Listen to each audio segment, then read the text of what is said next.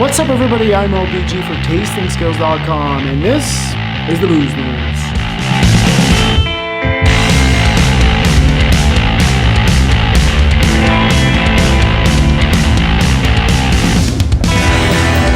But before we jump into this show, do you want to taste like a pro? Well, if so, head over to TastingSkills.com and put your email into the magical box.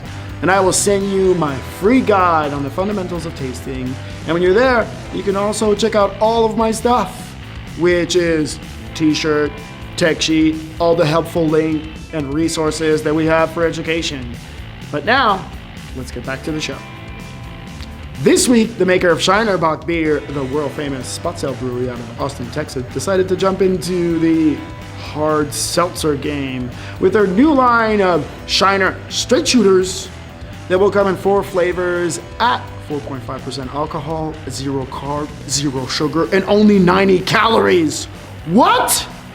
These craft brewed seltzers will be only made with wild cherry with natural wild cherry flavoring, grapefruit and lime with grapefruit and other natural flavors, meaning I'm guessing lime, lemonade with natural lemonade extract, and mango with natural mango flavor. Yep, you heard me right. They're turning into this healthy, health conscious, I don't drink beer, but I want to get all fucked up, and yeah, this is healthy. But whatever, we're already down the rabbit hole of 2020 insanity, so yeah, why don't you just make a seltzer? That's a great idea. Distribution.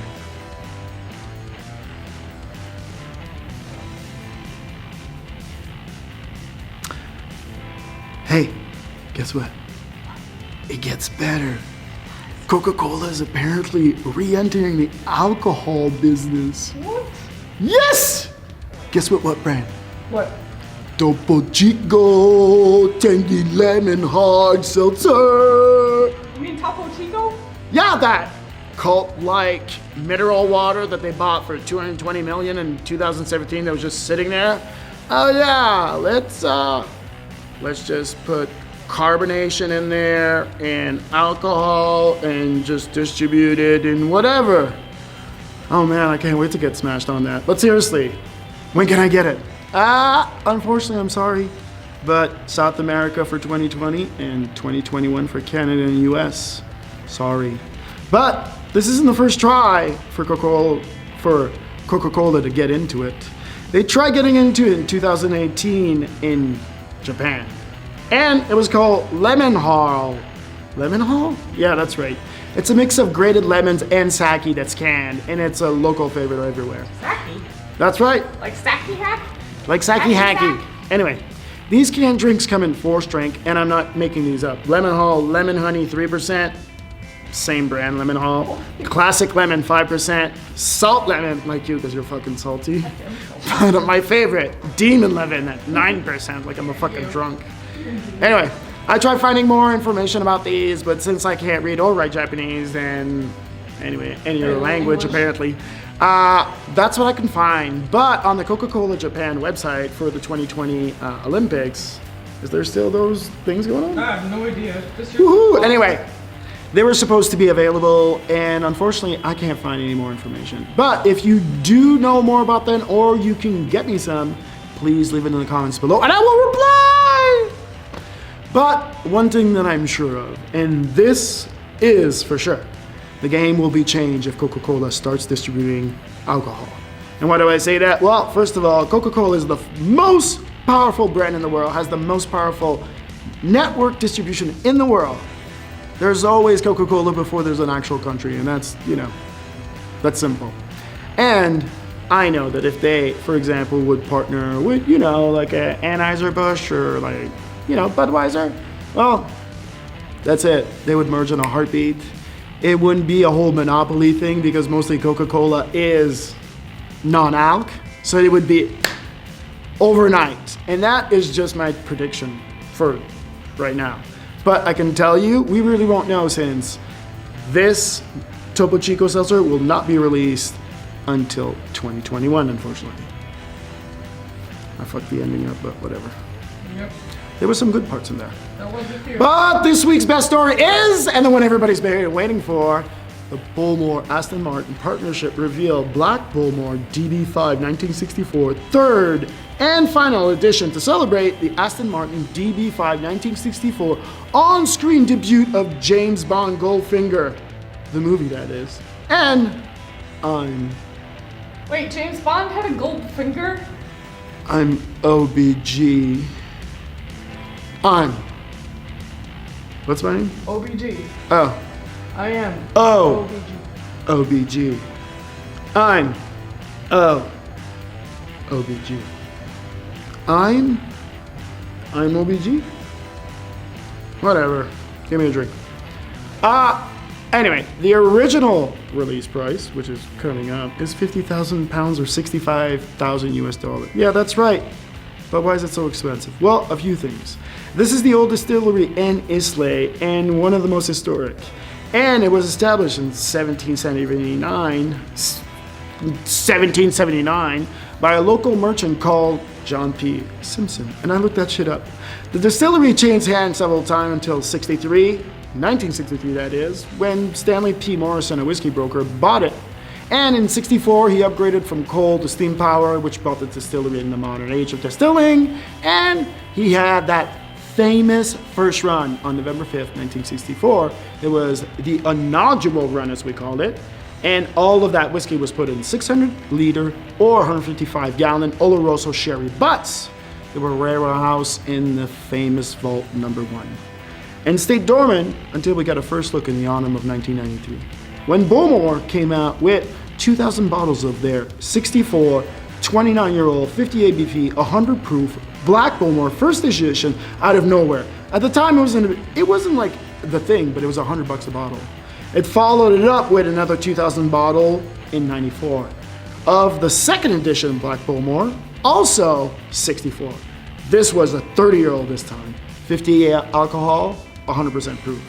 And we got and then we got the last of the Black Bullmore on the third edition in 1964. Again, 31-year-old at 49 ABV and 99 proof with only 1,812 bottles.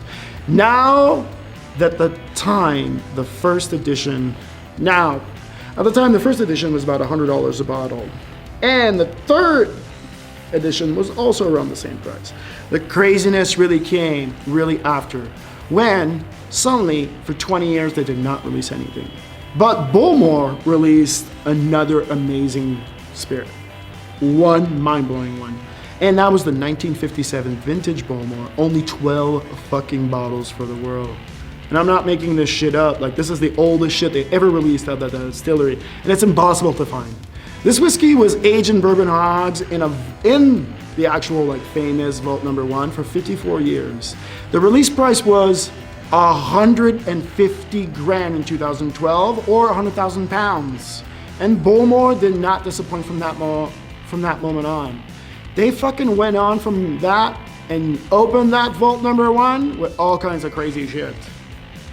The 2013 release of only 200 bottles of the 1961 50-year-old Bullmore that was released was only 50 bottle lots every year from 13, 14, 15, and 17, 13, 14, 15, and 16 at 23,000 a bottle. In 27, we got 2 releases, and the first one was only 74 bottles, 1966 vintage for 26,000 a pop, 149 bottles of the 1964 50-year-old Black Bullmore for 30,000 a pop. We finally got 232 bottles out of 1965 52-year-old Bullmore at 30,000 a pop.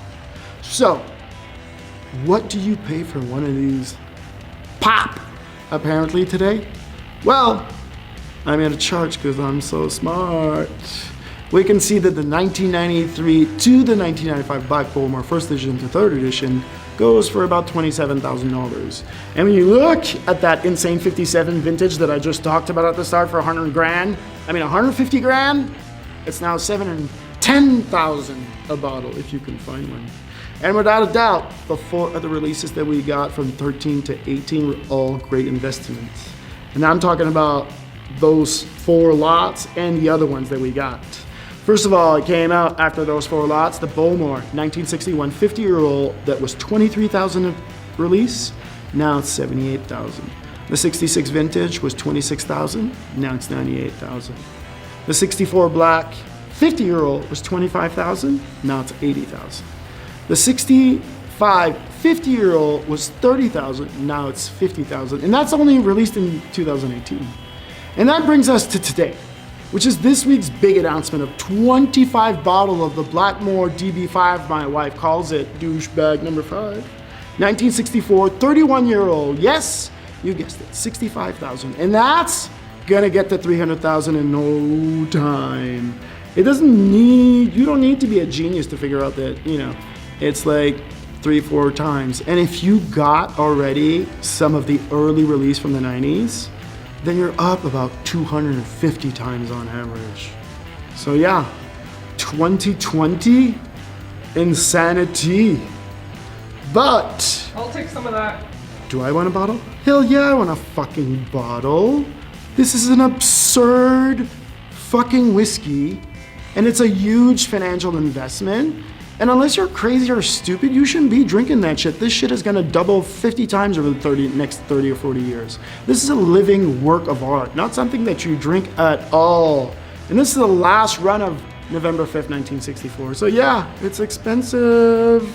And if you wanna learn more about Bowmore and pricing and where you can get one, because I wanna taste some, there's a link below. And this brings us to my favorite part of the show.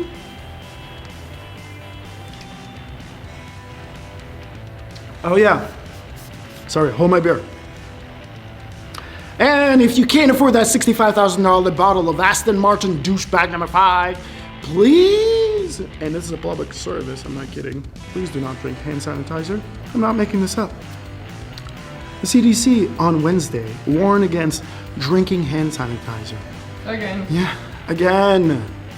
Federal health authorities issued formal warning, like I said, on Wednesday about the dangers of drinking hand sanitizer and alerted Poison Control Center across the nation to be on the lookout for cases of methanol toxicity.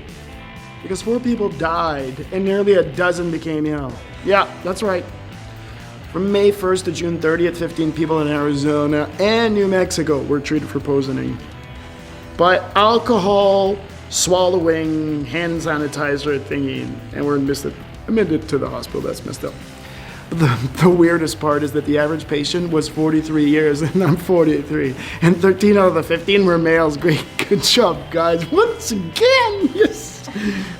I Proving me right, yet again. Thank you, sir. Fuck off. Get out of this.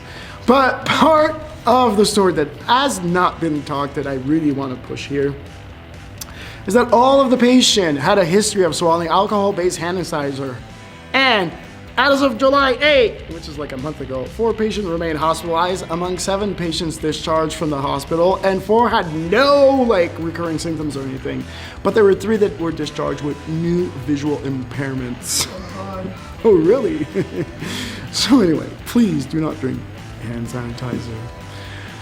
All right, that's going to do it for me. I'm OBG from tastingskills.com, and please don't forget to subscribe, like, share, and click on the magical bell to get notification. Otherwise, I will see you in the next one.